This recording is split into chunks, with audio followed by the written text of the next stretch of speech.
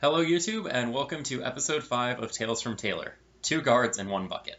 So this is my first Dungeons & Dragons story that I'll be telling on this YouTube channel, and I hope you guys like it. It's a little bit not safe for work because of language, and it's a little bit gross, but I really want to tell this story because it showcases Ivan's playstyle in Dungeons & Dragons, and I'm going to be trying to keep this in layman's terms so even those of you who don't play Dungeons & Dragons can actually understand what I'm saying. So, a little bit of background is Ivan's character is something called a changeling, which is able to change shapes into different races like elves and dwarves at will. And recently his character also got a hand cut off. So just one arm, or one-handed. And to top it all off, he's also a rogue, which means he's kind of like a thief and very good at backstabbing people and sneaking around.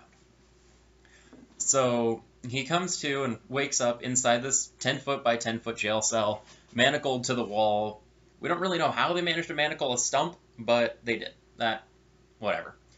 And he wakes up and he notices, like, 3 walls. 1 wall is just bars, so that way it goes to the hallway. That's where the door is, blah, blah, blah. And there are 2 guards in the hallway, luckily for him, looking the opposite direction. Because they're dumb. Who knows? So, of course, because he's a rogue, he's able to immediately do changeling things and just slip out of the manacles, doing it quietly. None of the guards turn around. And he asks the DM if he has anything that he can use to pick the lock, and immediately DM's like, no, all your equipment's been removed. So the rogue's like, shit. What else is in the room? And the DM sits there and he looks down, looks at his notes. There is a stool and a bucket. And my friend looks at him and is like, what's the bucket full of? And the DM is like, well, if it's in a jail cell, it's probably a bucket of shit. My friend's like, okay. I'm going to pick up the bucket and slowly walk over to the bars. And at this point, the DM's getting a little apprehensive, starting to regret doing this whole thing already. And the DM's like, okay, roll for stealth. And of course, my friend succeeds because he's a rogue, and he slowly sneaks up behind the guards. And at this point, he says that he tries to pickpocket the guards for his keys. And at this point, he rolls for it. And he gets a natural 1, which in Dungeons & Dragons terms is the worst you can do. It's like a die from 1 to 20, he got a 1. So both the guards immediately jump back and proceed to get ready to start sounding an alarm, as my friend can tell. He starts freaking out. He's like, the DM's like, quick, what are you doing? My friend's like, I throw shit at him. And the DM's like, wait, what? He's like, yeah, I put my hand in the bucket and throw shit at the guy. And so the DM just looks at him and is like, okay, roll for a ranged touch attack. And my friend's like, okay, and he rolls, and natural 20, highest you can get on the die. And the DM's like, okay, it splatters across both their faces, and immediately it goes in a little bit of it goes in their mouths, and they're both so grossed out that they both kneel over, start puking. And he sits there and he rolls some dice. Then he just sighs and tells us, well, after they puke their guts out, they slip on the floor and fall unconscious. And my friend's like, okay, good.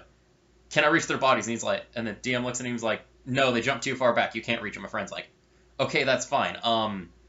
I try and pick the lock with my fingers. The DM's like, okay, and my friend rolls terribly. He's like, no, you don't succeed. He's like, my friend looks at me. He's like, I smash the bucket against the ground and try and find any splinters I can use as a lockpick. And the DM's like, okay, that's creative. You smash the bucket, roll to see if you can pick the lock with the splinters. And my friend's like, okay, he rolls. Another natural 1, jams the lock. And then the DM's like, uh-oh, you smashing the bucket also summon more guards. 4 more guards come running in the hallway. Takes his hand, gets the dice, rolls them. And they start slipping and puking everywhere, and all of the guards manage to knock themselves unconscious, slipping and puke after you threw shit at one, knocking him. So, at this point, my friend's like, are any of the bodies nearby? And the DM's like, yeah, there's 1 guard. And my friend's like, what weapon does it have? And the DM's like, a rapier. So, my friend grabs the rapier and just starts stabbing the bodies, dragging them closer to himself, until he finally finds a key for one of them. And he managed to get his gate unlocked. And at this point, you'd expect this to be the end of the story. But no. Ivan's crazy Ivan. So, at this point, he learned from this experience. He knew crazy shit happens. And he knew that if things get gross, the DM will let things happen. So the DM's like, okay, the doorway is that way down the hallway. And Ivan's like, no, I'm not done here. Do I have any bag? And the DM's like, I guess. And Ivan's like, okay, I'm going to bag up some vomit. And just because the DM's tired of his things at this point, he's like, fine, you have to roll a craft bag of vomit check, though. And my friend's like, okay. And he rolls the d20, and natural 20.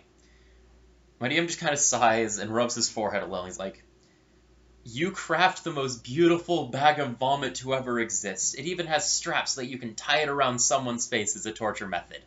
It's so beautiful, it's worth 5 gold pieces as a bag of vomit. And at this point, my friend managed to walk out of the jail after getting 6 guards knocked unconscious by throwing shit and making them vomit. So, as you can tell, Ivan is a bit of the crazy player in our party.